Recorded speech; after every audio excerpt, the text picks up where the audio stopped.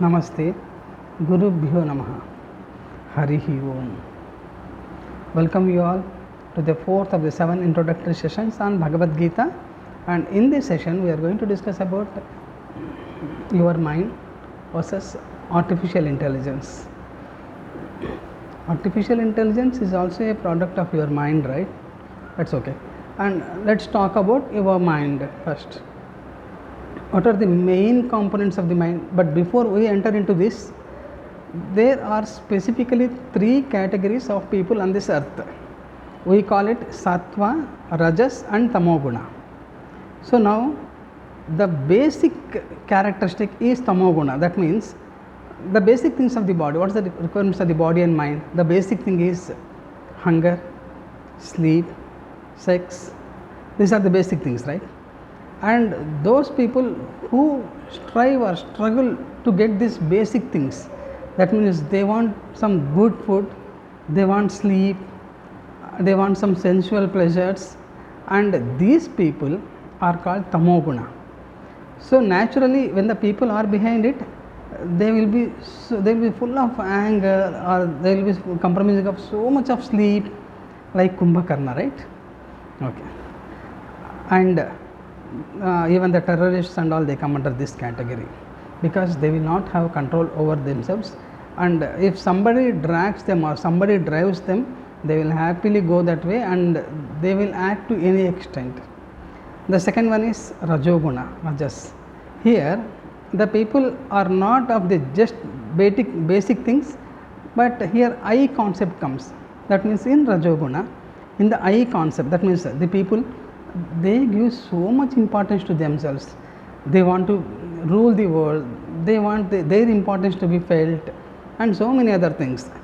Because of this predominant character, they eat so much spicy food, very hot food, and they will have so many emotions.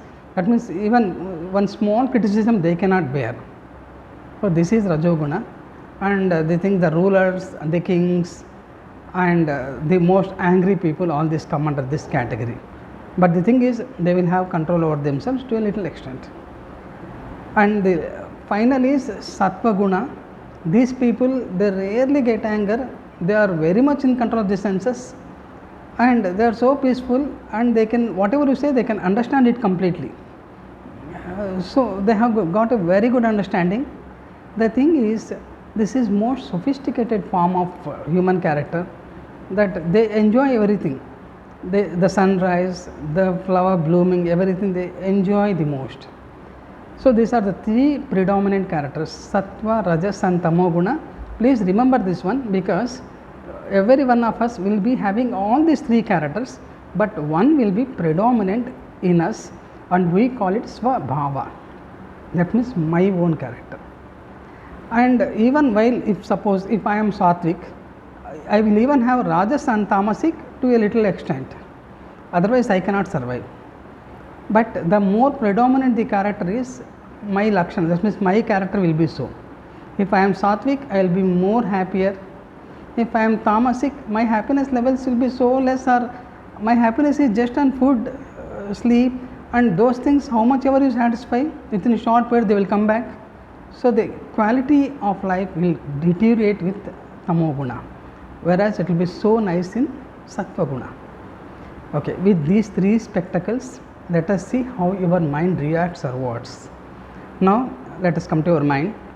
Your mind, see, just you are going out and you are wearing a spectacles, that means Sattva, Rajas or Tamoguna, one, that means you are seeing through those specs, not the physical specs. So you are seeing those through those specs, and what happens?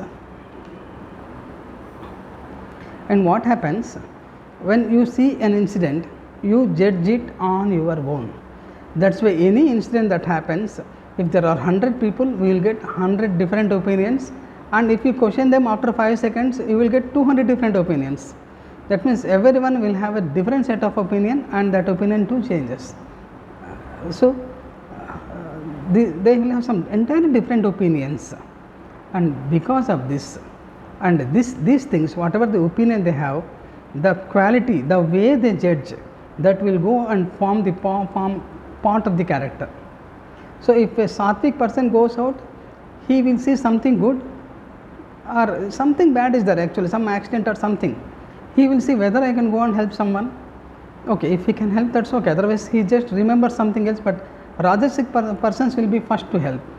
Okay, so then he will remember something from the mind and some memory where he has helped or something like this.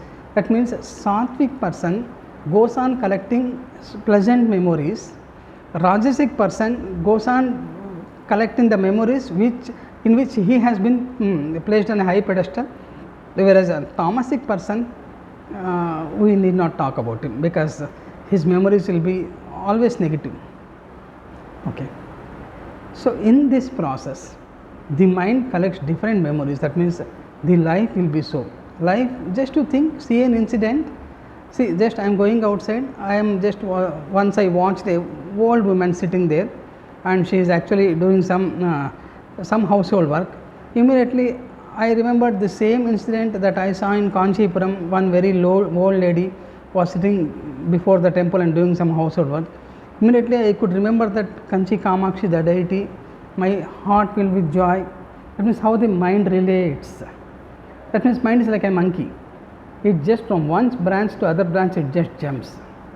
So now this part, this emotional aspect that gives you happiness or meaning to life, whatever you feel, this aspect.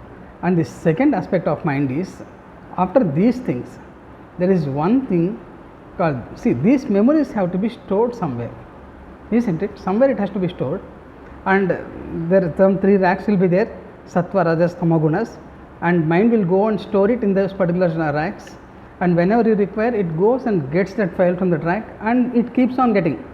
The duty of the mind is to keep on getting those, and we call it chitta. Chitta means the storehouse of the mind. And from there again, aham, akara. What I said, you have different opinions on different people, and what is your opinion about yourself? We don't know, right? Okay. This is called aham, akara, not our ego, not our English word ego. This is aham, akara. Ahankara means what I think of myself. How can I know what I am thinking about myself? See, I have formed an opinion based on my previous life, that means the life till now, and based on what the people think or say about me, I have formed an opinion, right? And now this is called aham, akara. But how will I know what is the opinion that I have formed about me? It's very easy. So the thing is, the opinion that I have formed, because of my thoughts, I could know what is my opinion.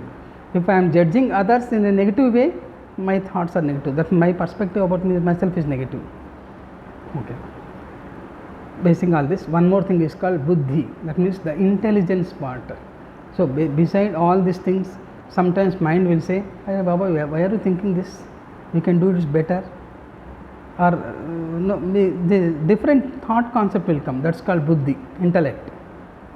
And when you go to artificial intelligence, the storage part is the same. Like the mind, it too has a storage part. Like the mind, it has the buddhi.